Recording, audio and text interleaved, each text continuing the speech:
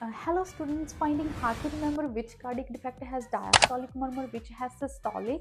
So remember this trick.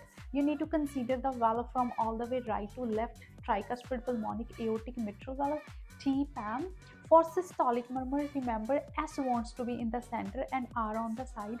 Tricuspid regurgitation, pulmonic stenosis, aortic stenosis, mitral regurgitation. All these defects has systolic murmur. For diastolic, it is exactly opposite.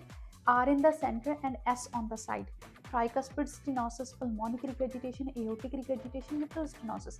All these defects has diastolic murmur. Save this and thank me later. We'll see you in next video with the next topic. Thank you.